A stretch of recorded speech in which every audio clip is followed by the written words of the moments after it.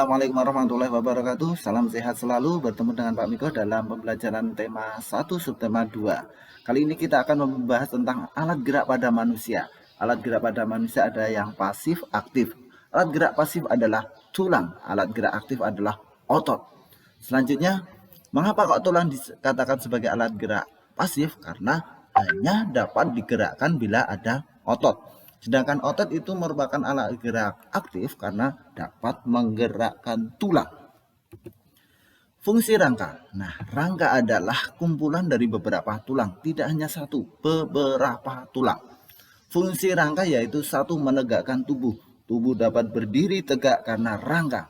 Memberi bentuk tubuh, dapat cakep, cantik, itu karena ada rangka.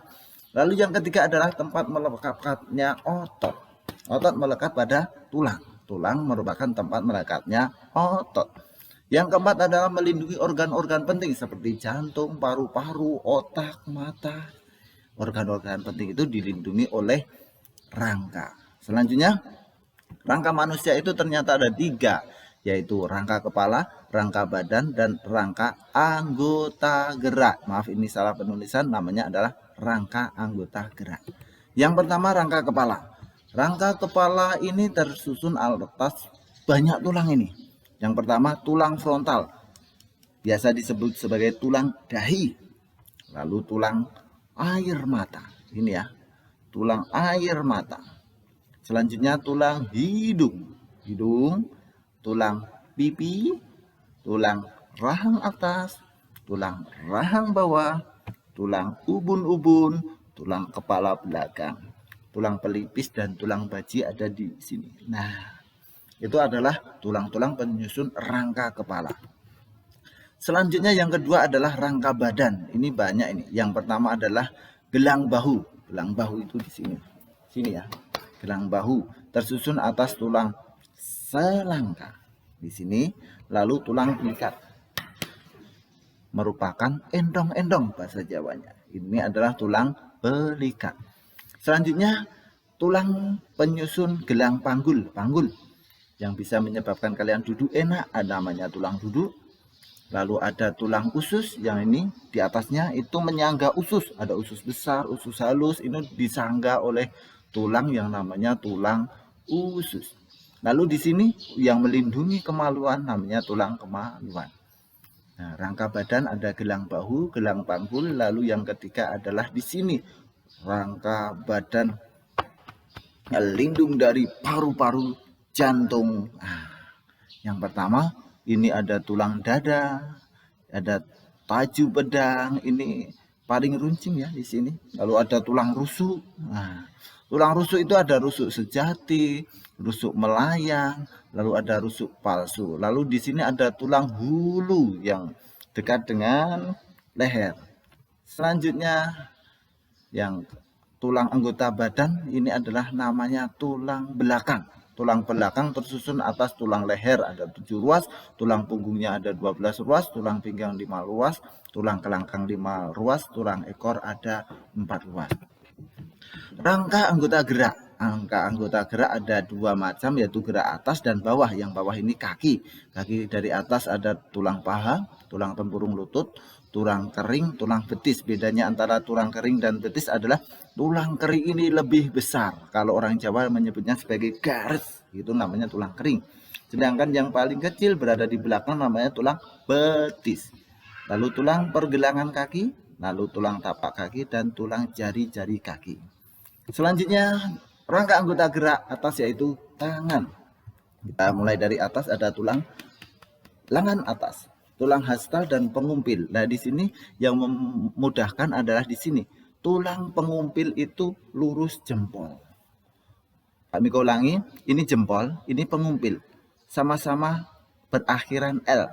Jadi ingat-ingat tulang pengumpil lurus jempol. Lalu dan di sini adalah tulang hasta. Lalu tulang pergelangan tangan, tulang tapak tangan, dan jari-jari tangan.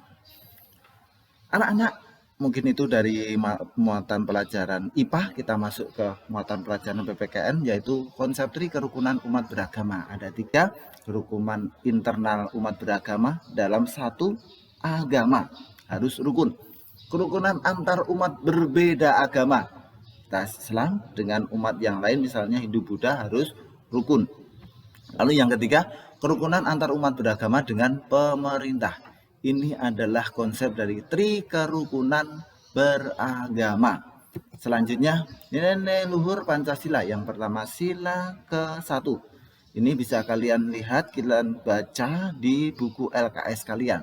Yang pertama, keyakinan terhadap adanya Tuhan Yang Maha Esa, ketakwaan kepada Tuhan, saling menghormati, kebebasan menjalankan ibadah.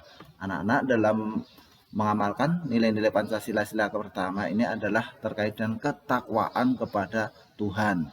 Lalu yang sila kedua, bisa dibaca lagi, pengakuan terhadap adanya harkat dan martabat manusia, pengakuan terhadap keberadaan manusia sebagai makhluk yang paling mulia diciptakan Tuhan, menjunjung tinggi nilai kemanusiaan dan harus mendapatkan perlakuan yang adil dan terhadap sesama manusia, mengembangkan sikap tenggang rasa. Ini sila kedua.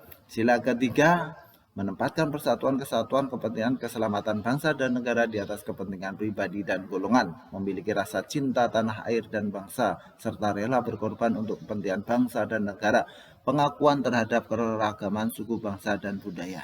Nah, lalu yang keempat, ini yang pertama, kedaulatan negara ada di tangan rakyat, manusia mempunyai kedudukan, hak, dan kewajiban yang sama. Musyawarah untuk mencapai mufakat diliputi oleh semangat kekeluargaan, mengutamakan kepentingan negara dan masyarakat daripada kepentingan pribadi atau golongan. Dan yang kelima adalah mengutamakan musyawarah dalam setiap pengambilan keputusan.